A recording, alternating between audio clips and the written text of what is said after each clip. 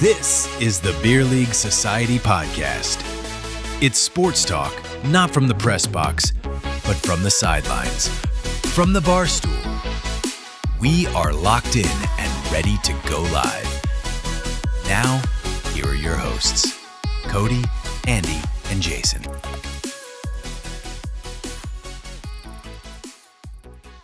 Here are your hosts.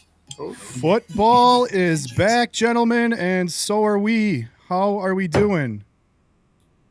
Doing good. Yeah, Doing Amazing. good. That was, Amazing. I mean, football's maybe back. A little bit more enthusiasm for yeah. Smoking Jay over there. I went to the archives and I busted out the Smoking Jay. Nice. There you So, go. There you For all go. those Chicago fans and maybe some not Chicago fans, everybody knows about the Smoking Jay memes, right? I hope. Oh yeah. How could we forget Smoking Jay? He's like the last decent quarterback we had, and people still hated him. The only decent quarterback we've had. Yeah. And one that of the ain't most saying much. unlikable guys in Bears history. Right? What are you talking about? He's hella likable now. Yeah. He's, Well, yeah, he's All it really He's a took was a riot. reality show with his trophy wife before people finally started realizing he was actually hilarious, like absolutely hilarious. He's a funny guy. Yeah. Yep. So we got Welcome, boys. some good Cheers, football everybody. going on. Yeah, Hey, cheers. cheers. Yeah. Yeah, put them up first. Oh, what do you got going on there, Cody? You finish I have- off before I have we even literally. started? So I came here. So Coming in hot. I got the new camera in. So I spent the whole 30 minutes prior trying to get this thing set up. And meanwhile, my ice in my cup has just been melting. So I got a nice little shot of water right there. So I've been doing one of those too. grab my drink real quick. Yeah. Well, while you're doing that, I'll do the first little show off here. I got Bardstown where'd you- today. Bardstown, very interesting. Yeah, it's Where'd a you get rye. that one? There you Oh, go. it's a There rye. you go. All right. I got it at the finest liquor retailer this side of the Midwest, Meyer. Nice. I think it's like a $70 bottle, but they had it on sale for like $50. So I was like, well, I can't Nice. really pass up on that opportunity. So You cannot. Very nice. Welcome, Dustin and Matt S.O. What's up, fellas? Happy Thursday. No, I Football's forgot back. to log Happy into the Thursday. chat. Yeah. I've got it up on a few screens. That way These guys are dedicated, man. Credit to you guys. Thank you for continuing to join us. I really appreciate it. Yeah, I really appreciate it. I think S.O., Dustin, I think John, Sean, they've all been, I think, on basically all of our shows so far. Mhm. So yeah. Committed. cruising along. Yeah, I know Appreciate you, we were talking about it like at the end of last week. Cody was the one that was like, "Hey, by the way, next Thursday, this was the last Thursday without football for like Until ever. February. Until February, yeah." So we were like, should we change the date? But I think we're gonna keep it on Thursdays. I think we'll try. First of all, I mean, Thursday night football has usually been pretty much of a crock unless your team's playing in it, right? I feel like more people often are than not, busy. the matchups have been pretty crappy. But Mhm. everybody likes to watch football. So if you guys want to pop us on Bad while you're watching football football, is better than no football. exactly. That's right. That's So right. I say grab your laptops, put them up, listen to us, and watch football at the same time. We'll try to time it out with halftime as much as possible, so we don't make you have to choose. But I think Thursday is still going to be our day. So That's just a the little bit plan. of housekeeping to get that out of the way. for the Speaking time of being. housekeeping, What's up? What's that? okay, Oh. Joe Mag. Oh. Oh, Oh, there we go. Focus, you fuck. nice. So we got Nice. Joe Mag, which this bottle is special to me for a few reasons. One, I tried to track it down for years, and for the first few years that they were in production, they didn't ship it, so you literally had to go to DC to get a bottle. And it was always, Wow. as a designer, it was always one of my favorite labels. So There's a cool label. yeah, I mean, it's I like it's more beautiful in person too. So I literally for years tried to if I knew of anyone going to DC, I'm like, you gotta get me a bottle. You gotta get me a bottle. So, but at a past employer, my going away gift was he sent me a bottle, because he lives in DC, so he sent me a bottle as my like my going away gift, and I still got it. That was 2018, I think he sent it to me. So I've had it for a minute. You've been nursing that one. I mean, I'm getting low. I've not been great at nursing it, but I feel like the podcast is a good enough reason for me to bust it for out. for 7 years. Yeah, not too bad. Not bad. Not too bad. True. Yeah. I mean, I don't know if you guys are anything like me, but I've got like I don't like drinking the last bit of a bottle. Like I love having. I don't like the first options. bit or the last bit. Right. Yeah. And I for me, it's just I just like keeping some options around. Like if I have one glass worth, it's gonna stay there until I feel absolutely necessary to drink it. Like until I need to make space.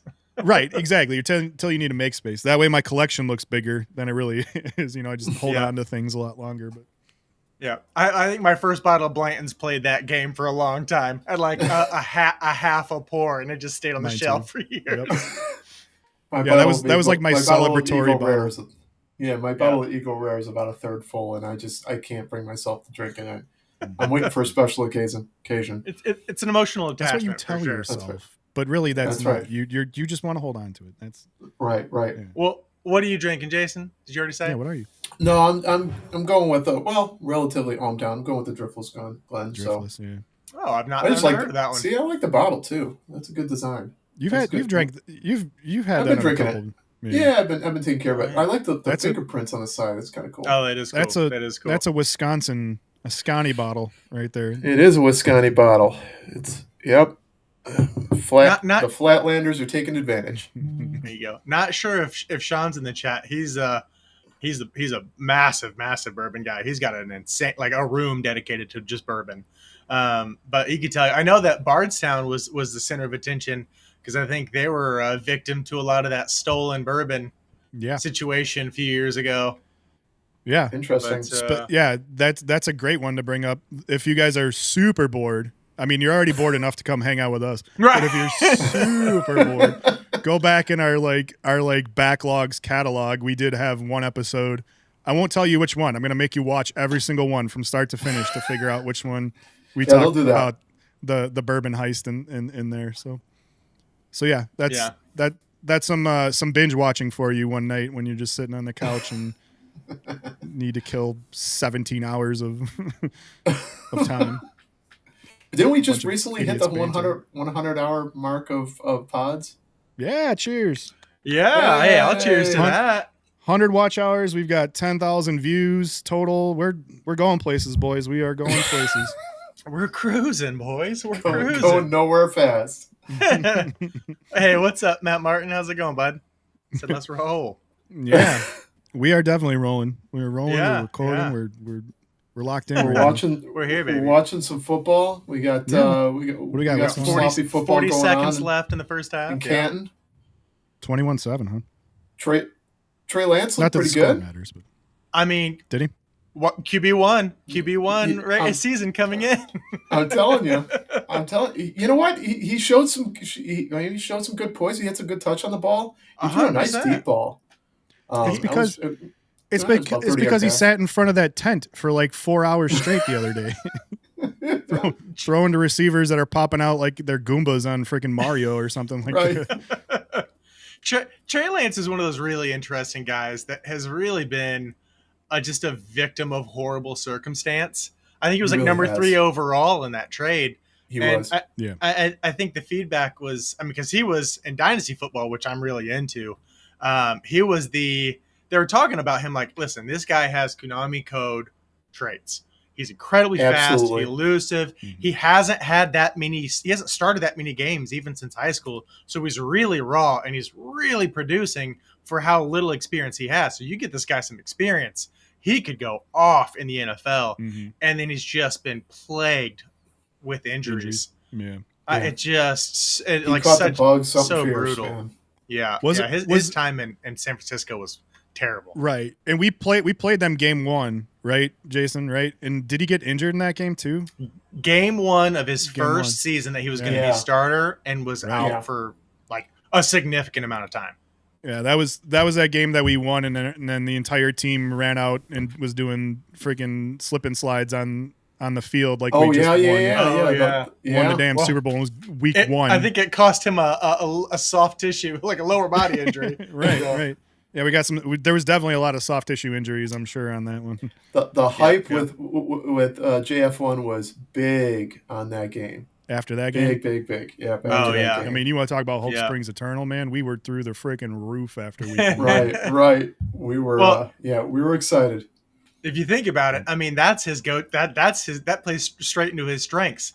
The ball is slippery and wet, so he's got to lean on his legs, and he's an all-star in rainy weather, Right. And here we go, yet another pod talking about Justin Fields, right? I think I'm going to put the sign up in the back. Like, how many days has it been since we've talked about Justin Fields? 0. Put the 0 up. It's just going to perpetually stay at 0. Thursday night, we're live, and we're talking Justin Fields. There's no escaping it. Yep. Gosh, but we got to change our pod name again. I know, right? Seriously. Yeah. Hashtag Justin Field fan club. Yeah. Yeah. Exactly. But so I mean, back to Trey Lance in the football game at hand. He is, I feel like the most recent, like, really big bust for considering how he was being hyped ahead of time, specifically for his not what he did in college, but what he could be, his like upside and like how high he was taken. And I feel like it's the same exact thing with it was the same exact conversation with AR in Indianapolis with Anthony Richardson. He's raw. He's got freak talent, freak abilities. He just needs some snaps. He needs some experience. And same, his rookie year, crushed it the first 3 or 4 games, injured, out. Mm-hmm. Came back a couple games, crushed it, injured, out. And it's like it's the same exact thing. It's tough. It raises the question of, how high can you take a project? I guess it depends on what you have as backup. So, I mean, Danny Dimes is Indianapolis now. So yeah, right. I mean, if you're not getting snaps, there's a reason you're not getting snaps.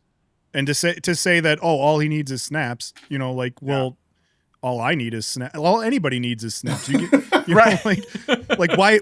Why am I not getting those snaps is really the question. Oh, because I'm just too much of a project. Nobody has the he can't stay on the balls field to put you in. Well, yeah, I mean the injuries. The issues. Yeah, the injury is one thing, but it's coming out of camp. If you're like, oh, just give this give this guy some snaps. Well, there's a reason why he wasn't getting snaps. Sometimes it's ability. Well, I mean, and honestly, sometimes it could just be the school you're going to. If you go to Alabama, Ohio State, you may not get snaps until your junior or senior year. Right. But either way, it'll be really interesting over there. Welcome, Sean. I don't know if his ears must have been burning because we were just talking about Bardstown Bourbon. But welcome, Sean. Or about Bardstown Rye if you want to. Yeah, I got the rye. Oh, there you go. Got the rye.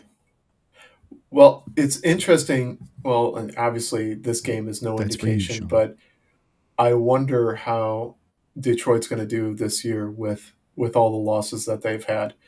I mean, coming out and fumbling the opening kickoff is probably not a great way to start. But yeah, it's going to be really interesting. I mean, they got the passing game coordinator. I think he was at the Broncos, and he had a short stint with Detroit and then came back. But they have a new OC and DC, right? Right, OC and DC, and so it'll be interesting to see if I haven't heard anything, and maybe folks know in the chat, but I don't know if they've installed a whole new system or they're still trying to ride out what they had with Johnson. Obviously, they're going to make changes. They got to make So. But it'll be interesting to see how that team overcomes that adversity. If it was really Campbell all along, or if it was I mean, Campbell's a big part of it. I mean, he is we're a big going to part find of it. out. You can't deny that, but you're going to find out real quick, right? Right. No, you are for sure. And like to be honest, that's why some of my excitement, I mean, is tempered with Ben, was because, I mean, I love Ben. The Ben pick was great, but like I have to imagine there was a lot of it that was Campbell in terms of how the overall team went, you know, like and stuff. So it'll be interesting to see how Ben handles the team aspect. We know the guy's going to offensive genius, but like how is he going to be able to handle the team aspect, especially when the biggest rah-rah head coach, the perfect kind of prototypical head coach in Campbell is not there with him anymore. So I don't know. It seems like it certainly seems like BJ is got his fair share of rah-rah in them. So but you know, people were crapping on Campbell, saying that, you know, things were going to turn negative this year, but the dude's already proved himself. They had what, a 2-win season, you know, 3 seasons ago, and that was his first year on board, right? Yeah. They couldn't win a game if their life depended on it, and he kept that team together. So, you know, there's nothing to say that if they hover around 500 that you know, the Wolves aren't going to turn on him. I think he'll keep it together. Right. No, I think but I think he did what no other coach was willing or able to do. So he came in, he completely changed the culture, got rid of this losing mentality, you know, butt of all the jokes, and you know, and he made some hard cuts. He made some hard decisions. He got some big name players out of the building. They weren't buying into what he was selling. He got everyone that was there and willing to stay. They were all on the same page, and man, it showed. Like that was an all or nothing, all in approach. Because if it didn't go as well as it did, he may not get another head coaching job ever again. So right. That was an absolutely Hail Mary. Yeah. I mean, he had to. I mean, something had to change. Something had to change. I mean, that's how coordinators go, though. You know, like that first one is always like kind of a little bit of a Hail Mary. You know, like rarely do you see coordinators, you know, like kind of land kind of in the middle. It's usually extremes. Either they come out, they nail it, and they're head coaches from that point on, or they just completely bone it, looking at you, Eberflus, and then you're back to friggin', you know, coordinator land. Or Nagy. Take your pick. You know, take your pick. Nagy's made a nice little career for himself. Got a couple of rings to go with it. I've always said that. He was a great coordinator. Not a great, you know. I still don't think he was a bad head coach. I don't know if he's a great coordinator. I think he was. I don't think he was I think where he struggled he was when also he had to a victim do of too circumstance as well. A bit. Yeah. I mean, well, like he couldn't decide if he wanted to call plays though. Like that, I think that was the biggest downfall for him and the Bears, was that he kept waffling, saying, "Oh, I can give up control. I'll let somebody else call plays," and then he rips that right back. And anytime he's calling plays, can't focus on diddly poo other than calling plays. Oh, I got to call timeouts. Oh, I got to challenge. Like all these other things that you have to do as a head coach. Yeah, game management was just terrible, you know. And so again, I don't think that that's an indictment on his coordinator abilities. I think that's just a thing where you move up to head coach, and now all of a sudden you've got to have space, mental space for the rest of the game to fit in. I'm not saying you have to be great at every facet, and you've got coordinators there that can back you up, but you have to have the mental capacity and space to be able to put more of the game in your head and still keep functioning at a high enough level. And I just don't think certain coordinators just can't do that because they're consumed by the facet that they're good at and they just don't, you know, like, and that was Nagy and to a lesser degree Eberflus. I just think was just a marshmallow. Yeah. Anyway. Absolutely. So opening kickoff gets fumbled, which led me to my question that I posed to you guys. How are we liking the new kickoff structure? The kickoff rule? Rules. It's weird. So, but I don't I think it's a step in the right direction. So for whatever reason, I thought last year that there was actually less returns than previous years, and there wasn't. It was 7 returns last year and 4 in 2023, which was really fascinating because those quietly touchdowns ticked up. Yes, touchdowns. Return. Yeah, those quietly ticked up, and I would have known it. So it is really interesting. So I mean, I don't hate it. When I first saw it, I thought that because of the lack of physical space for a play to develop, that you were going to have less touchdowns, and that doesn't seem to be the case. It's interesting.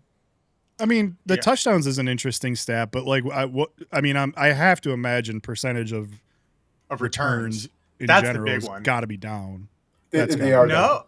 Oh, the percentage of returns shouldn't be down. That was the whole reason. When they moved the kick forward, the amount of returns drastically stopped. Like it basically just all but stopped, right? So that's when they experimented with, I think it was was it the XFL or something like that? Yeah. You're right. The XFL kickoff structure. They switched to that, and there are more returns. I mean, because they're like, we have to do something without sacrificing the health of our players, right? So that's why I'm like, well, if we put them, I think was it 20 yards apart, 10 yards apart, something like that. Well, they don't have a 40-yard head start, and they're not bunker busting, slamming into people at full speed, right? So right. So I don't think they necessarily cared as much if there were more returns for touchdowns as much as there were just more return attempts, because every single kickoff was going into the first row of the stands, and it's like, well, this is pointless now, you know? Yeah, so they had to try something. Yeah, I think when I looked that up, I think it was something like 332 returns over the course of the season. More. It was a lot change. More. Yeah, a lot more, because it was like I don't think it hit triple digits in the previous year before the change. Yeah. Like it was terrible. Yeah. I mean, it's interesting. It is interesting. Like the purist in me always loved, kickoff, the whole concept of just like Spartan, like running. I was speed. the bunker buster. Yeah, right. I was the one. No, I mean, I love that too. Yeah. You're locking arms, arms, and just slamming into the pile. Yeah. I like that, but it's like if you're looking at ways to kind of increase safety without changing the product drastically, to me the kickoff, anything you do to kind of reduce stuff on kickoff, like is fine with me. It's going to take some getting used to, because everybody's like, oh, like a kickoff is a symbolic thing too, it's synonymous with football. It's symbolic of the start of a football game, and everything. Right. But like, I could just, it's something that I can live without. Like if they ever just wanted to do away with it altogether and not, I think this is a good start at the 20 or whatever. This is a good compromise. Like rather than getting rid of it, I think this is a really good compromise. And yeah, it'll be interesting to see year 2. Now that everybody's had a year under their belts, there's a scheme around it a bit better. Special teams coaches can now plan a little bit better. Now they understand what's going on. Let's see if that really amps up. Like if we go if we double up again and go from 7 to 14, return TDs, or even 10. Like any of these rule changes, like right off the bat, if as long as they're not like stupid, there's strategic, things you can do to kind of, but like, I feel like after a while that strategy becomes like herding into a one specific thing that works, and then that waters the whole concept down. So like, again, like I think if you wanted to if you wanted to experiment with things, kickoff is one of those things where I'm down. Experiment all you want, because at the end of the day, to me, it's not as meaningful of a portion of the game. So if you want to experiment with those things, that's great. Give teams the ability to try to come up with unique strategies. But then once it gets to a point where that strategy is the same every time, and it's not, it's not, different, and there's no aspect of surprise, and it's just unsafe in general, that's when I'm like, okay, change something up a little bit. I think the NFL's goal at the end of all of this, obviously they're going to, the media answer is player safety, right? Which is, I'm sure, definitely part of it, right? At the end of the day. Well, they even moved them closer this year. Did they really move them closer? I didn't realize that. Yeah. Yeah. But I think at the end of it, behind everything, is they know it's the Caitlin Clark effect, right? When she's not there, the ticket price drops by like 70%. And they know when star players are not playing, viewership's going to go down. So how can we reduce the amount of injuries to key players, because people don't want to watch a game without the best players? And two, they're slowly trying to find ways to reduce risks of injury and prolong players so they can add an extra game in the season. Mm-hmm. I genuinely think that's the interest. It's all money motivated. Yeah, no, so, it's very, very clear that they want that extra game for sure, and they're going to do whatever it takes to get it. I happen to believe, I don't think that safety is going to be the blocker to that per se, but I mean safety in a sense that like, oh, the freak accidents that happen because of an extra, or because because you have one more game for the law of averages to take effect. I don't think that's the big deal. To me, I think it's more so just the exhaustion factor. I think it's the fatigue, right? It's the fatigue. The more tired you are, the more your more technique's going to break down. You're going to get stupid injuries. So I guess that was just a long-winded way of saying, yeah, you're right. But I got there. I got there eventually. It took me a little while, but I eventually got to the same spot. And you're going to be more apt to get hurt too, or play hurt, because you got to make it through through an 18-game season. Right. So yeah. I love Joe Burrow. I don't know if you guys heard Joe Burrow's recommendation last year when they were floating around the idea of adding an additional game. Yeah. Where he goes, I would be down to add an additional game if they add another bye week, or if they do something like the NBA does or the MLB does, where you take a week or two in the middle of the season, move the All-Star stuff there, move all the Pro Bowl, all that stuff, and then give everyone a chance to rest, a chance to recoup in the middle of the season. And I think it's a double fold thing, because then, when you have the All-Star, Pro Bowl, all that stuff at the end of the season, you're not getting the best players, because the best players are practicing are going to sit out because they're going to the Super Bowl, right? So like if you have it in the middle of the season, you're going to get more star power. If they can? So let me. I'm gonna wave my magic wand and use one of my work sayings here. What if they incentivized the Pro Bowl, put it in the middle of the season, like you said, but incentivized it in a way that it encouraged players, or maybe even younger players that aren't getting a good look, to possibly move teams or to restructure contracts or do something weird like that to really encourage the season. I'm not following.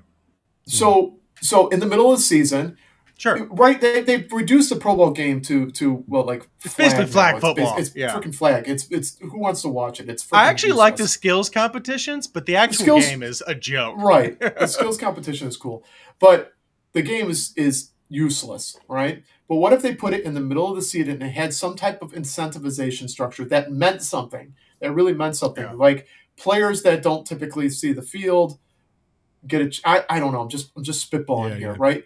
Don't get to see a field, have their chance to make it, to make a name for themselves and possibly get a chance to restructure contracts or request trades or do something weird. There's completely off the Rising wall. Stars game, right? The Rising Stars game or something like that. Because you're not, if you put it in the middle of the season, right? Your All Stars are still not going to play, right? Because there's too much risk. I don't care if it's flag or not. They're not going to. In my opinion, there has to be some sort of like financial or like right. There has to be some type of we all go with the positive incentive. What about right? Or negative incentive. So whichever team, like AFC or the AFC or the NFC, play for home field advantage. Exactly. Right. That would be sick. Yeah, you're essentially talking about a JV game, basically. But if you put some interesting incentive structures around, I like the incentive for sure. It could be interesting. That's definitely out of the box thinking. Yeah. We got some more people joining the chat. So hey, what's up, Lyle? Nice. Big Braves fan. So the Reds are playing the Braves right now. So I'm not even gonna look at the score because it's gonna make me talk some mad trash to him. So.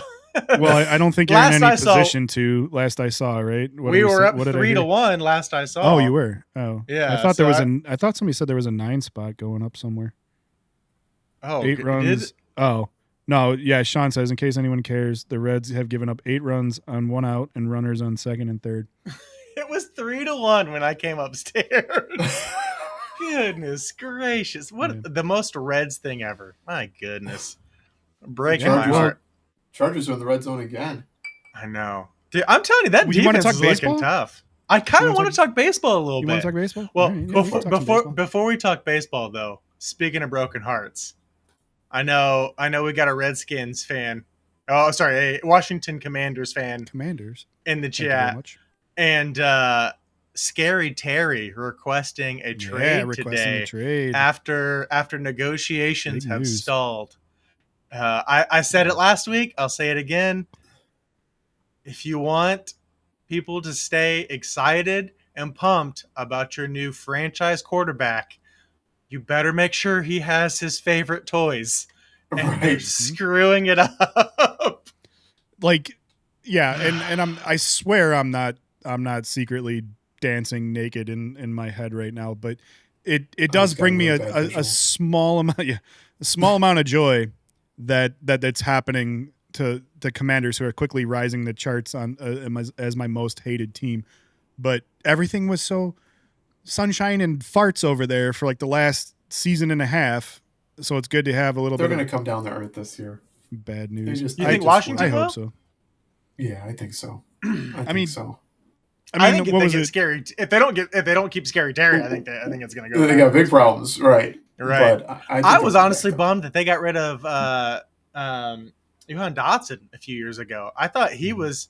I genuinely think he's a good wide receiver. That they trade him to the Eagles and he dropped to like 3rd on the depth chart. I mean, because he's not going to pass AJ or Devonta Smith, but I thought he was at least wide receiver 2 talent. So I was a little surprised by that move. Yeah. Yeah, it'll be an interesting year. It's going to be It's going to be a great season. I'm looking forward to it. It's going to be awesome. Yeah, like Lyle's a couple days ago, these hands if he keeps talking about my Bengals not paying people. Look, they're somehow managing to get Trey back on the roster without actually having to pay him. So I'll give him. We've props done it for 2 that. years in a row. You know what? I mean, I thought this was going to be the year. Well, does that say more about Trey than it does about Bengals? Well, getting fined $50,000 a day for not being in the building, yeah. will influence that a little bit. I think the twisted take was that it was a sign of good faith by Trey to that, you know. Well, that's what I'm saying. But I do think that 50K per day is kind of, that hurts no matter who you are. I mean, like, yeah, we have a tendency to like overblow. You know, when you're dealing with orders of magnitude in the millions, you think, oh, 50K, no big deal. You've got millions. What do you care? That shit adds up fast, man. So I think that played a lot into it. But maybe and Cody said it. I think he is a good guy, and I think he, ultimately it is regardless of the intent, it is a sign of good faith that he's willing to show up to camp and not put the screws to them any longer and say, hey, I'm willing to. I don't want to play on my current contract, but like I want to play. So right. I think what speaks to his positive intent is not only is he back in the building, but he's going in early and to meet with Stewart, our rookie. Yeah, the rookie. Some people were saying coming in as a safety net in case we can't get Trey Hendrickson signed, but he's literally having one-on-one, coming in early and meeting with him, teaching him the ropes, teaching him things, which he does not have to do. Says more about him as a person. Right, and which is why it's so infuriating that we're giving a guy that gives 110% every single play. You can't find a video where he's taking it easy, taking a play off. It doesn't exist.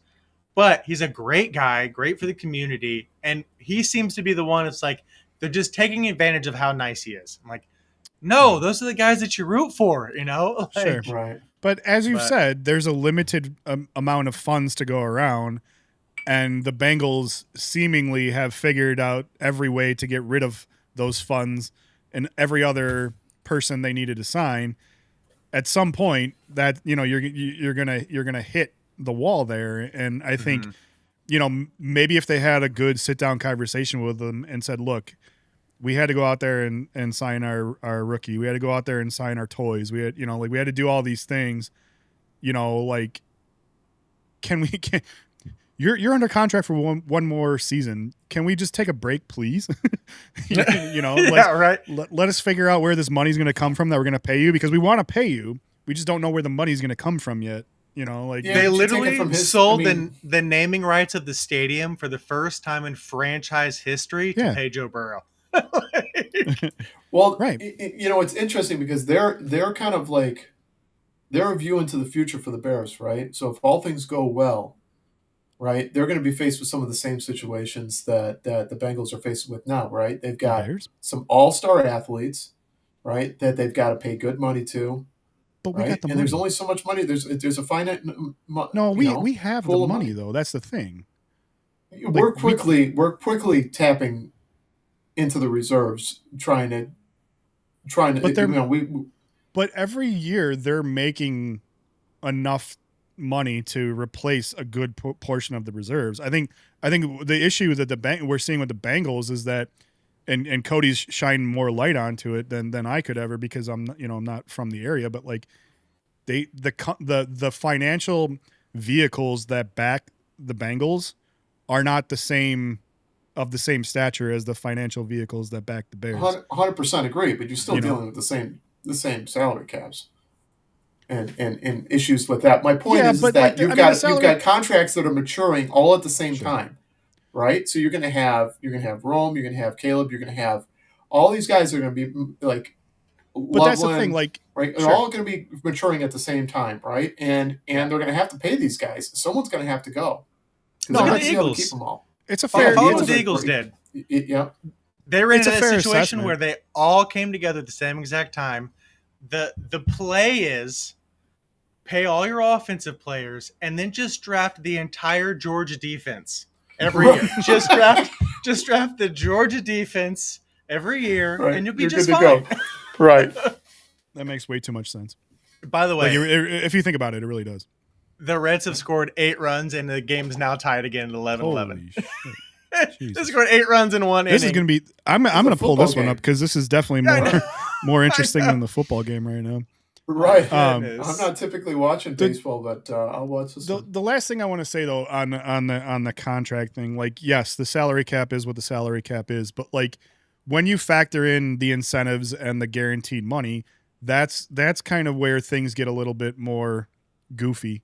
And like, if you have financial resources, you can do those things, and make incentives based contracts, because like the incentives and the guaranteed money has, as Cody's pointed out, has to be escrowed so that they know that you're good for it.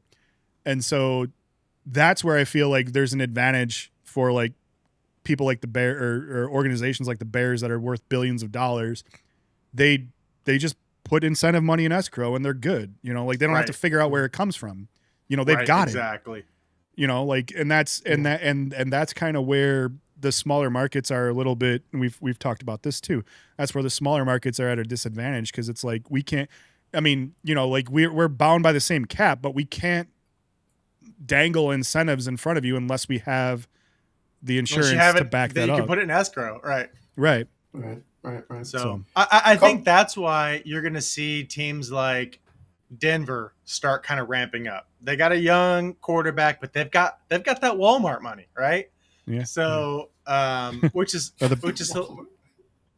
hilarious, because I'm looking at a list right now of the 3 wealthiest NFL owners, and it's Denver, then Carolina, ass, Jacksonville, ass, Seattle, back end of ass, like New Orleans Saints, ass. Like, yeah, I'm like, well, making money isn't the problem. Part of the ass.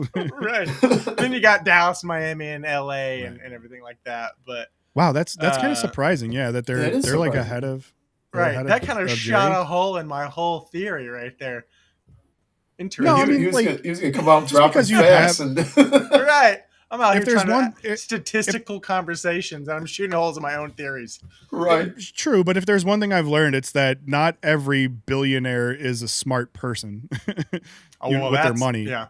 You know, like like there's definitely ways you can accrue money without being smart, and also ways that you can spend it without being smart as well too. So the two are Truer not words have mutually never exclusive. been spoken. couple more rules that I want to go over really quickly because Sure. they're interesting. So overtime rules. So now everybody gets a chance to score. So we knew about that. So that one. Even if they score 7 on the first drive, right? They're going to get a chance to respond. The other team gets a chance. Yeah. That was now overtime set to 10 minutes. That was playoff rules before, and now they're right. Got it. Yeah. So it's not new, but it's new to regular season. Right. I did not know the onside rule too. They were expanding instant replay, which I don't know if I'm real happy about, but they are. I don't know if you noticed the very first drive. They did a video like the tennis line, the first down review. Did you guys see that? They did yes, digital I did see first that. round review. First down review. Nice. Yeah. So we don't have to worry about any index card sliding. Yeah, right. Gotta remember that. Holy crap. Yeah, when somebody had to bust out the credit card to figure out if you touched the line or not. Right. Craziness. Did you also see that NFL players can participate in the Olympic flag games? I did see that. That one was a big one because the like National Flag Football League or whatever it is, we're the best in the world for a reason. The NFL, it's a different game or whatever. They're like, shut up. Right. You're not going to go out there and tell me with a straight face that you're a better quarterback in flag football than a Patrick Mahomes, a Josh Allen. I can guarantee you that is a bit of a hot take, though. When I was playing on my National League, all the all the teams that had players that played in the league, exponentially better.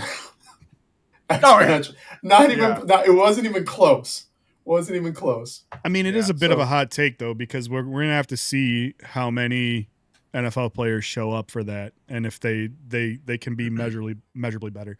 The eye test is definitely yeah, of course. And Jason, I think has a little bit of league players. I just even excel. Yeah, I just love. Camera's overheating. Hold on. Oh no, Cody will be back. Oh no, I'll be back. I just love the thought process of just thinking of a plumber from Lithuania lining up across from Justin Jefferson trying to cover his ass. A plumber. That's a great one. A plumber from Lithuania. Honest though, that was when I played flag. That you saw that a lot. There was actually quite a few ex-league guys that washed out. Guys that were, minimum salary guys. That washed out of the league. No big all-stars, but guys that played legitimate. Hey, you get to the league, it says something, right? Like you can play, and it made definitely made an exponential difference in the overall play. I mean, so my point is so you may see some of these lesser known guys going to play in the Olympics and still having a pretty profound impact. Yeah, I mean, and I'm cool with that because I do think a national game, a national pride is a big thing, and I do like whenever we have those international games and other sports, and I'm willing.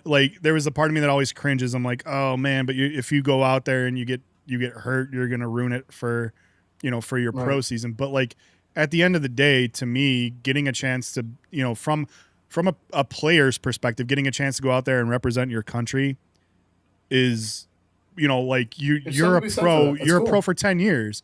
If you can go out once a year at best, once every 4 years, an Olympic setting, go out and represent your country, you deserve to be able to do that, regardless of what your pro team says. So I'm with that. I'm behind that 100%. NFL revenues be damned. Just let them play for their country. Yeah. Agreed.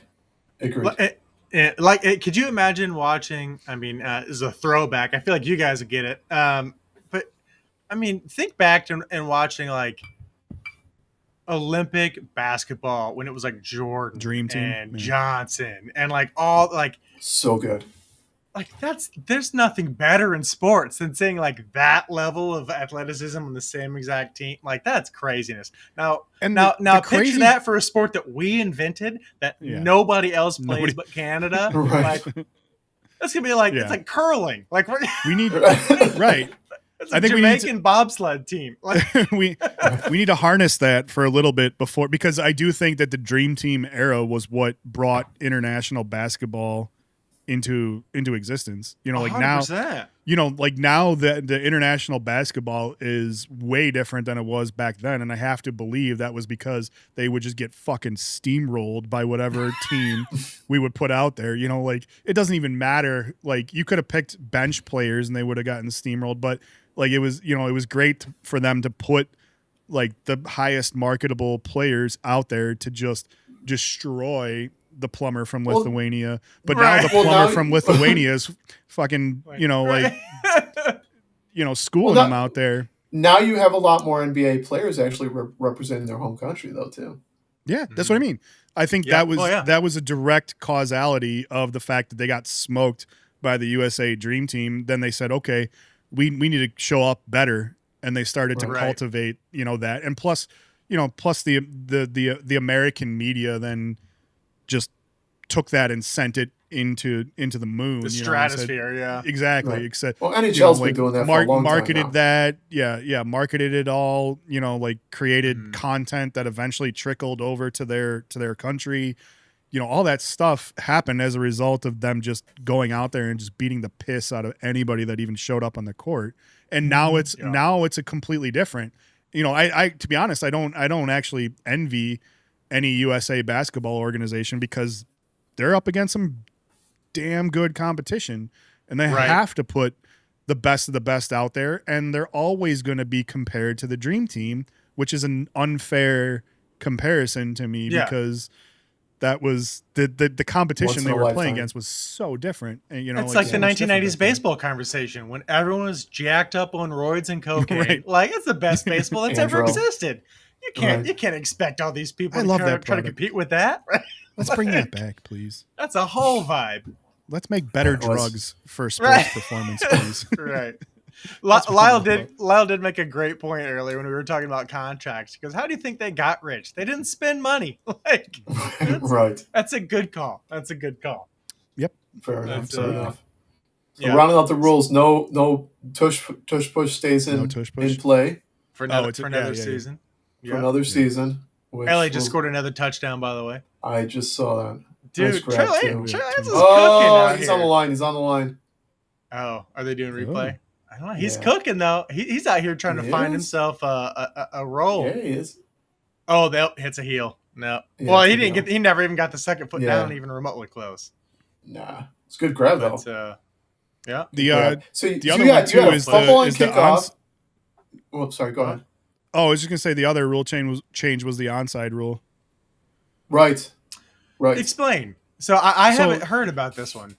It's not that much different. The only difference is if you're trailing, you can now declare the onside kick at any point during the game, not like in the fourth quarter, or whatever it was, like the last 2 minutes or something. 2 minutes, like yeah. So they just have to declare as long as you're well, yeah, they still have to declare at any point they do it, just like they did previous. But now you can do it at any point during the game if you're trailing. But then they moved to the 34. Yeah, right. And they moved it. It's now a 9-yard to recover, essentially zone. Instead of 10, it's now 9. So like the to incentivize the recovery a little bit more, they made it. The kick has to only go 9 yards, and you only have to go 9 yards to recover. I think that's going to be bigger than people think. I agree. That totally yard is crucial. In onside, absolutely. Yeah. Like I downplayed the rule change, but I do think in terms of like it's gonna have drastic change, but it's gonna have a huge impact. I think for sure. How many like that'd be a stat. How many 9-yard onside kicks were recovered by the kicking team that ultimately ended in obviously not a recovery because it didn't go 10 yards. Because he gave him 10 yards. But isn't there also there's an incentive for the defensive player to go up and grab the ball inside 10, right? Right. Yeah, as a defensive player, yes, you're incentivized. Just go touch the ball. Just go up, right? Yeah, right. exactly. Touch the ball in front of 10. Because if they touch it, they're it's dead. Yeah. So right. I think what bums works me both about ways. what bums me out about having to call ahead of time that's an onside kick is you lose things like the Saints kicking an onside kick in the Super Bowl coming out of halftime. That completely shifted the dynamic. The element of game. surprise is gone. Yes, it's completely gone. Exactly. Which is a bummer. I don't understand what the angle is there.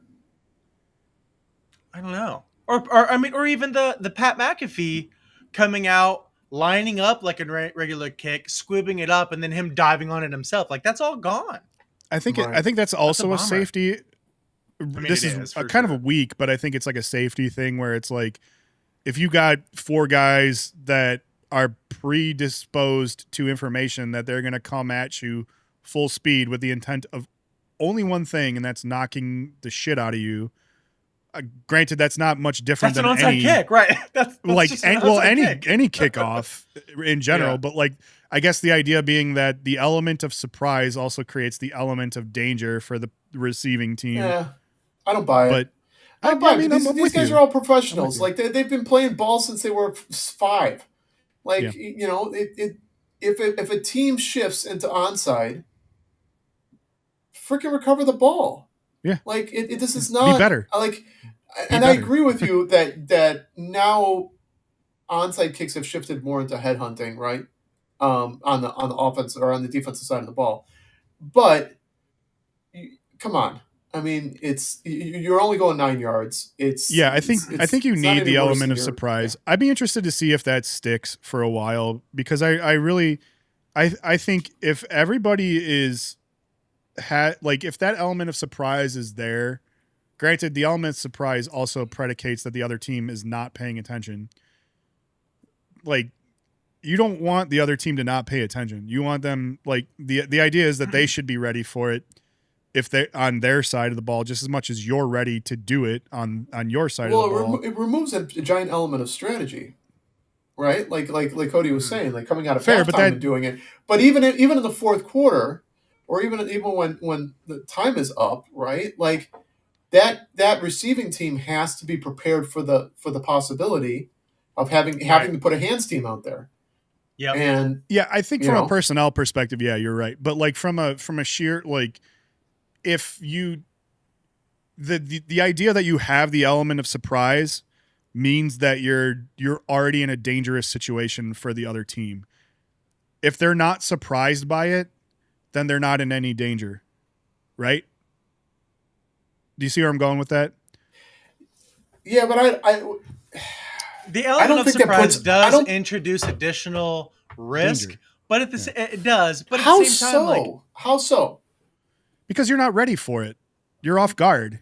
Because you're and if you're off guard, you could get hurt by somebody who's coming at you, piss and vinegar, trying to knock your head off. If you're turning to run backwards to block, and then you realize it's going forwards, and you have to do like a sudden shift. Mm-hmm. Okay, but you're not sideways. Okay, but that's gone now, right? You're not turning to. Run. That's the point. I think that's what I'm saying. That's the point. Yeah. Yeah. But that's what we're saying. Like if you introduce the element of surprise, then you're going to get people that are turning back, having to turn forward, and getting their clocks cleared. But they're not doing that first now with the new format. No, because they don't have to. Because they know when it's coming. But my point is, no, they're not turning. They're in the new format. They're not really turning around. Oh, I see. Anyway. Yeah, no. That's a good point. That is a good point. So you're saying that like right now, there's not the immediate need to turn. Like on kickoff, as it stands, you have to stand still. Until it touches anyway. Until it touches. Yeah. And I would even argue in the old format, your first line is typically your hefty guys, unless you're in hands. And even when you go to hands, now you're going with wide receivers that are far undersized. Yeah. From the kickoff onside team. So you're actually putting yourself at a disadvantage physically, right? To hopefully secure the ball. Good point. So I don't know. I think I just know that on onside kicks, like you always put the big beefy bastards up front and the hands behind, right? So like, used to be. I think it is a personnel thing. Yeah, you used to. Now you're seeing. Now you were at least saying wide receivers up front and the tight ends and wide receivers. What tight ends and wide receivers? Because the kicks were getting closer and closer to the line. So now you're putting your hands guys closer and closer because there was like, to the earlier point, there was such a huge advantage being the receiving team that you could touch the ball shorter than 10 yards. Because you do that, it's dead. So why not put your guys? Why not put your guys up? And then just tell them jump the ball, recover it. They're the ones that have to wait for it to go 9 or 10 yards, not you. Right. So put those guys up. Yeah. No, those. It's interesting for sure. I think we'll see if the whole like you have to declare it rule kind of sticks. But I know I was defending it earlier, but that doesn't necessarily mean I agree with it. I think there's I don't think there's any massive swing in safety by allowing a team to surprise you with an onside kick. And I think generally speaking, that's a better product for an onside kick when you can introduce the element of surprise or give teams incentives to come up with interesting and unique ways to trigger an onside kick. Like that was always the part that I liked was like, oh, is there some person out there who's thinking about this so far out of the box that they invent a new way to trigger an onside kick where they don't have to declare it? Because as soon as you declare it, then you've narrowed your field of possibilities so drastically that there's very, very little ways you can surprise them with what you're about to do, and that waters the product down. Yeah. Agreed. I want to throw this out there, just completely off topic.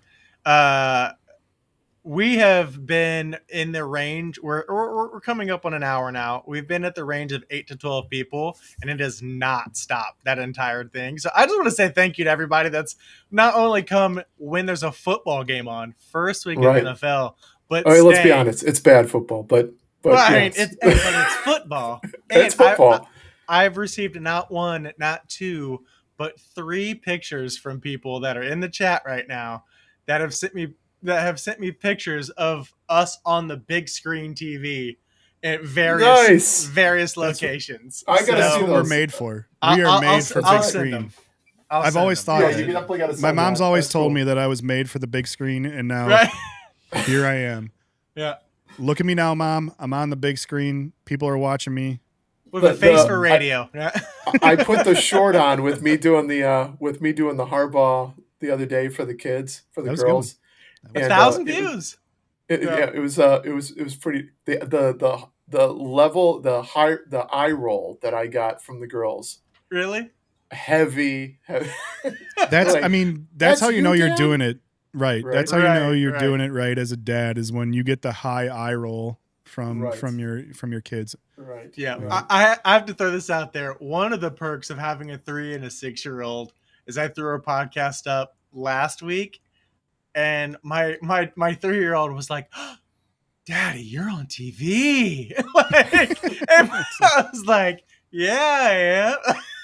She was just blown away. My kids are the opposite. They watch so much YouTube that they assume everybody has a YouTube channel. So they look at me like, oh, there's Daddy's YouTube channel. Like, yeah. They're just waiting for us to do an unboxing or some crap like that, right? Right, exactly. Yeah. My kids my kids watch this is hilarious. They watch Spirit Halloween videos. Oh yeah. 365 that's days. Hilarious. That's crazy. I'm not mad at it. I'm not mad at it. They just love I don't know, somehow we got into going to Spirit Halloween. I'm not sure which, the chicken or the egg. Either they started watching these YouTube videos and then we were like, oh, we need to go to Spirit Halloween, or it was the other way around. We went to Spirit Halloween and then we started seeing them on TV. But the kids watch it every day. 365 days a year. There's a couple. Shout out Nate Guy. If you're hearing this, please give us some of your subscribers. Dude, this dude just walks around from spirit to spirit reviewing the same products over and over and over again but he makes a ton. He's got a ton of followers, and my kids love watching his content. I don't know what that means. Like, they could recite every animatronic, no matter how bloody or gory it is. They know them by name. They'll tell me when the new ones come out, and they're 4 and 5 years old. Your kids are going to be off of that, huh? Your kids are going to be going around rooting for businesses to go out of business. Like, potential Spirit Halloween location. Spirit Halloween. Right. It's nuts, man. They love that stuff. Yeah. Well, I'll tell you. And they go there, and all the other kids are scared out of their minds of all these like animatronics. My kid's like, oh, that's Darling Dolly. We know Darling Dolly. That's fall 2023. That's so old. Like exactly. That's exactly. They know they could probably at this point tell you what season each animatronic was from. Yeah. It's nuts. By the way, shout out to John. I saw him pop up in the chat earlier, but he's also watching. So appreciate you, John. Sean says, my household thinks you guys are on ESPN on Thursday nights. So we'll take that as well.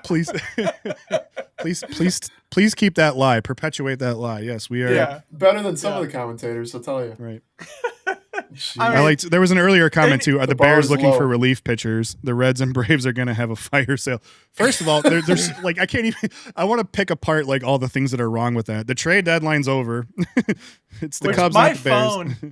Joan literally today was like, "You keep looking at your phone. What's going on?" Because typically it's been work, right? I'm like, Joan, it's the last day of the MLB trade deadline. I've got 27 notifications from the MLB in from that 5 to 6 p.m. that last hour of the trade deadline. It was like, right. Like she thought something was wrong.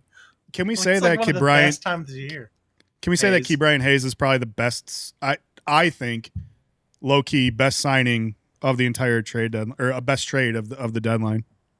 I would have said prior to today, and the only reason I say that is because unless you're literally watching MLB Network, there's no way you have any idea all the trades that went on today, because it was literally like 30 trades today. There was a lot. Prior to today, it was the one I was most excited about. So true, but and that's not like I legitimately think low key that was a big trade, like a non-obvious big trade, I guess is what I'm getting at. Like that kind of came out of no pun intended, but like left field for that trade. I didn't see him getting traded, first of all, and I definitely didn't see him getting traded to the Reds. Maybe somebody who's tapped into the MLB knows more than I do, but like, you expect the flurry of pitching changes. Yeah. All the closers. Exactly. That's it's kind of like the in between the lines positional players.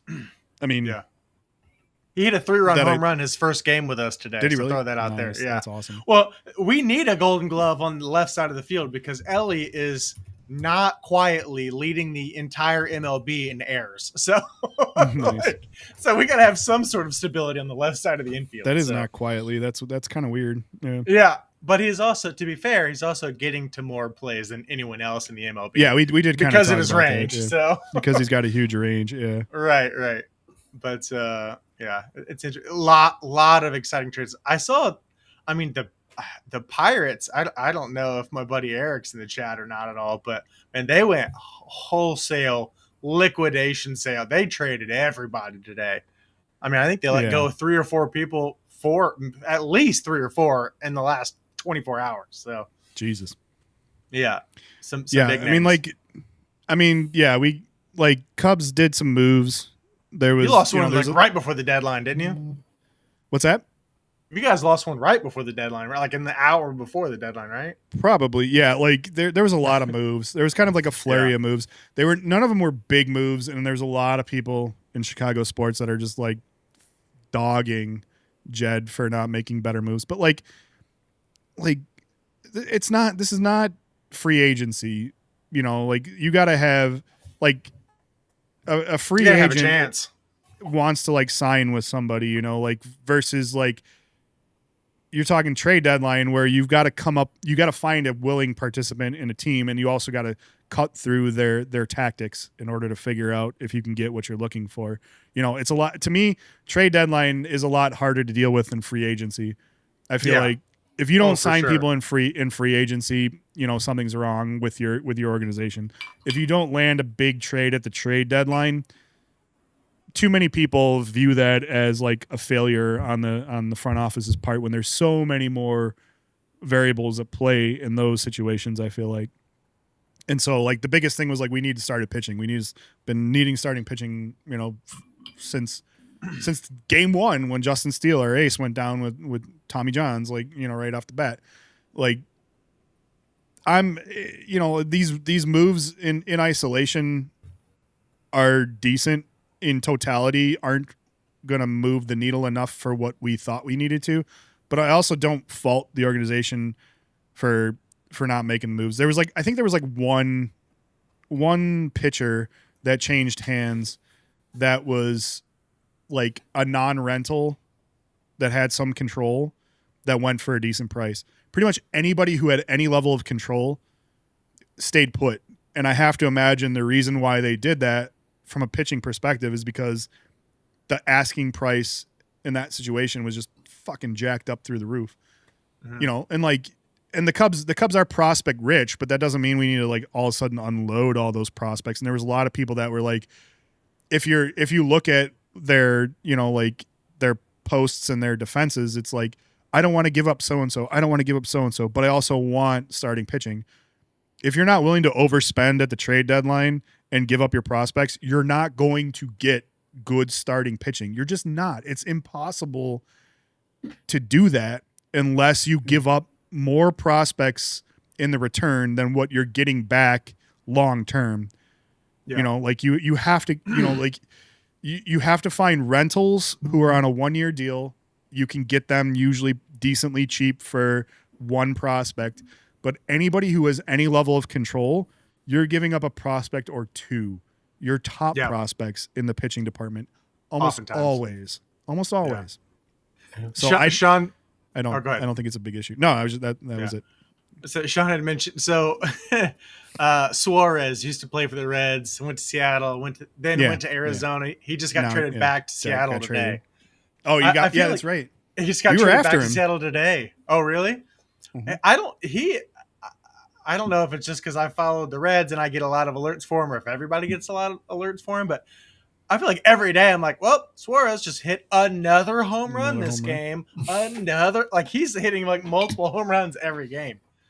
Positionally, we want third base was our biggest need outside of pitching, and Suarez was high on our list for sure. Mm-hmm. Instead, we went with who was it? The ultimate Willie Castro, the ultimate utility player, the most mid utility player, and I say Swiss Army knife. I say that's a compliment as an upgrade to a utility player. Like if you're above mid as a utility player, you're in the wrong position. If you're good enough to be an excellent utility player, you deserve to be in one of the positions you're a utility at. So sure. I liked that signing. I do think ultimately Willie Castro, it's a good signing, good trade. He's going to give us a lot of flexibility. He doesn't solve the situation at third base. Suarez would have solved the situation at third base. Yeah, we have options there, and we have Shaw, who's our prospect, who plays amazing defense. A little bit of a work in progress at the plate, but he's starting to kind of figure it out a little bit as well too. So, all in all, it was a crazy trade deadline, but I think both of our teams kind of made out pretty well. I know that the Reds historically have not been uber active on trading, mostly because we don't really have anything to play for. But big fan. I don't know if this is a sign of the new coach or the new GM or what, but I'm for it. So just something exciting to root for. So they did lose, by the way. Did we? Yeah. Sorry. You couldn't. Couldn't wait till after the show to tell you. Live on air. Yep. Face. I'm just shocked Lyle didn't. No. But yeah. Well, it's been a good one, guys. I'm sorry? It's been a good one. It's been good. Yeah, let's get a rules, opening day, Bears, baseball. Quick score check. We got 27-7. 27-7. 27-7. I think this is I've been probably kind of looking off here every few. Yeah, watching This it. one's going to the peeper. Right. Right. I did have one, I guess. Well, I had a lot of topics to cover and we didn't get to them. Well, I'm not going anywhere. And we got the Antonio Gates. That was a good one. Yeah. They talked about that a little bit before the game, but they did. First ever MLB or first ever NFL player inducted to the Hall of Fame that did not play a single snap of college football. Yep. Because he was a basketball guy. Kent State, right? Something like that. Crazy. Kent State? Yeah, I think so. Did you look? You probably get that. This is crazy. That's a hell of a stat. The only other one that I had to cover, I feel like we covered all the losses to the 1980s version of Andy last week, so I guess I'll cover this one again. Yeah, 1985 took a beating last week. Another beating. We got Ryan Sandberg from the Cubs. Tip of the drink to you, Rhino, for losing his battle with cancer. That just sucks. I mean, talk about like he was such a quintessential Chicago. Mm-hmm. Yeah, and you talk about like three heroes, like they just went down for like. I mean, like my childhood self is just taking an absolute beating right now. Ozzy and friggin' Hulk, and then Rhino. Right. I mean, I guess the Ozzy one's kind of like the more telling one, but yes, like Ozzy was a big influence. I think Detroit just fumbled the ball again. I went down the rabbit hole yesterday with the kids. I was like, "You guys never seen Hulk versus Andre? Like, come on, we gotta watch that." So I put that on, which brought me down to Hell in the Cell with Undertaker and Mankind, which brought me just kept going and going and going. That was the thing. They were all here. All three of those were heroes of mine. Even Ozzy, which is I guess kind of telling, but I guess that kind of explains why the family and I are going to see the Ghost tomorrow at Rosemont. So there you go. Having grown up in so definitely post the like WCW like peak of of all those craziness. I definitely was in a good era of wrestling because that was like Stone Cold Steve Austin, Kane, Undertaker, all that, and then you've got Goldberg and did you Jr. and all that. Did you backyard wrestle? Hell that's yeah, with Dustin, with Dustin in the chat. Nice. Did you film it? Dustin, his little brother Jordan. Oh, we used to. That was back when they had like all the, Macho Man, Randy Savage, dolls that like you would like crush them and they would like speak. Yeah, what do they call those dolls? Oh, I don't know. They had that weird gel in them or whatever. Right? No, you're thinking of Stretch Armstrong. I'm talking about the cloth ones. Yeah. They were shaped similar to Stretch Armstrong, but they were just stuffed, and you could beat the shit out of them. We beat the shit out off the top of the couch. Oh yeah, Mm-hmm. like we hurt ourselves more than anything, but it was still a lot of fun. I gotta. Now I'm gonna try to contact some of my buddies because this was obviously before YouTube, but we backyard wrestled and filmed it. So there's got to be some VHS tapes somewhere out there of backyard wrestling. Like we thought we were the coolest. Like we were trying to trying to makeshift a freaking ring, and then like everybody, all we ever wanted, like you could not pass a folding tape or a folding chair anywhere without smashing of somebody's back. Without somebody saying, "Let me try to take this on the back right now." You just hit me as hard as you can, and like it always started out like a love tap. Did that hurt? Yeah, no, that didn't hurt. Harder. Keep going. Oh no, dude, that was way too hard. Stop. We may be letting our Midwestern show a little bit. Right? It's like the Buffalo people can't walk past a folding table without jumping through it. Yeah. Yeah. Exactly. Right? Yeah. Right. I feel like a Bills fan. Like I can't see a table without jumping through it. Yeah. Nice. Oh man. Nice. Yeah. Yeah. Peak wrestling. The old Mankind barbed wire matches. It's Hell in the Cell. I was watching it last night. Man. Undertaker versus Mankind off the top of the cage. That was iconic, man. Crazy. And then they recently did now WWE's doing like watch sessions with the old guys. So like, really? and Mankind sat and watched the Hell in the Cell match. It was entertaining TV. I'm not gonna lie, it was good. I'm gonna throw this out there. This is the second podcast in a row that the Undertaker has gotten a call. This is true. Because Andy called him with the boom when you came in with your late entrances. So I'm still working on a soundboard so we can play some of those sounds. Like Jason did grace us with his presence from the jump today, so I'll give you props where props is due. But like, granted, we were starting to don't get used kind of to enjoy. It. We're kind of enjoying your interesting entrances. You know. Well, just wait till the season starts. I'm sure there'll be plenty of cannon fodder for me to use. So you're setting that bar I'm just waiting. I don't think I'm gonna be able to top the Harbaugh. So that was pretty good. Hey, the Cheech and Chong entrance. Don't call anything out. We're gonna have rankings. Yeah. We're gonna make a at the end of this season or something like that, a cut of all your different top 10 Jason entrances. Yeah, nice. That would. You set the bar now you guys are setting the bar for me. Now I gotta come back next week with something good. You set the bar. Now you have to do I wasn't trying to, bring man. I'm just having a good time. I'm a middle-aged man that's got nothing to lose. Yeah. I want to see.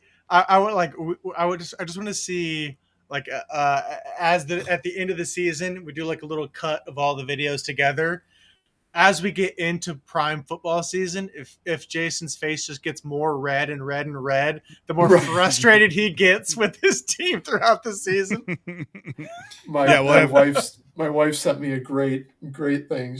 Of course now I'm talking about it before I actually have the text up, but she sent me a pretty darn funny text. I'm ready for my football team to be a sole contributor of my mood for the next 4 months or whatever the hell it is. Right. Oh yeah, only 5 Sundays until my favorite NFL team dictates my entire mood. Yeah, for the next 6 months or whatever the hell it is. Dude, when I first the first day I started working with you all those years back, like 20 years ago now, you told me, and I quote, "If the Bears lose on Sunday, don't talk to me on Monday." That's what you said. It's been 20 years, and it's still true. Actually, it's worse because I'm older and crabbier. So there you go. It just hurts more. Mm-hmm. Oh, fellas! Right. And I can't I can't vent my anger because I can't throw my shoe at the TV anymore. Because it's not not CRT or not tube TV anymore. Oh, so yeah, right. It's not made out of glass. So, yeah. I gotta go take a walk. I gotta drink. Punch pillows. I gotta punch pillows. You need one of those wrestler dolls that you can just beat the shit out of. I can reach out to Dustin and see what that wrestling guy was. See if I can't send you a link or something. I might need it. There you go. All right, guys. It's been a good one. I think we're rounding it out for sure. It's been fun. Back to work. Been a blast. Thanks to everybody. There he is. There he is, Smoking Jay. There he goes. Yeah. All right, fellas. Well, with that said, we will end it here. Thanks to everybody who is joining and engaging in chat. As always, you guys are Football's the lifeblood back, that keeps baby. us going. Football is back, baby. We will be here every Thursday throughout the season. That said, we're probably not going to be here next Thursday. Yeah, I think next Thursday is probably a gap, but I'll be out. I'll be out of town. I'm out of town next Thursday, so we'll figure it out. But look forward to the following Thursday, and from that point on, we'll be with you throughout the football season every Thursday. You'll find us here. You'll find us somewhere around halftime. Even when the Bears and Cincy are playing? Oh, I'll be here.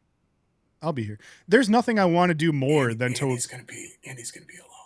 Yes, I don't know what the difference is going to be between me watching it here with you guys or me watching it next to Joan while she sleeps. So exactly, I'll probably be here. Yeah. Let's hop on, dude. If we can't be with our boys when we're watching our teams play, where can we be? It's a watch party. I might have to bring the wife on because she loves her football. So there you go. We like special guests. I knew I had to keep her when she said, and when she screamed at the TV and said, "That's a Halo violation," I was like, "Man, I love you."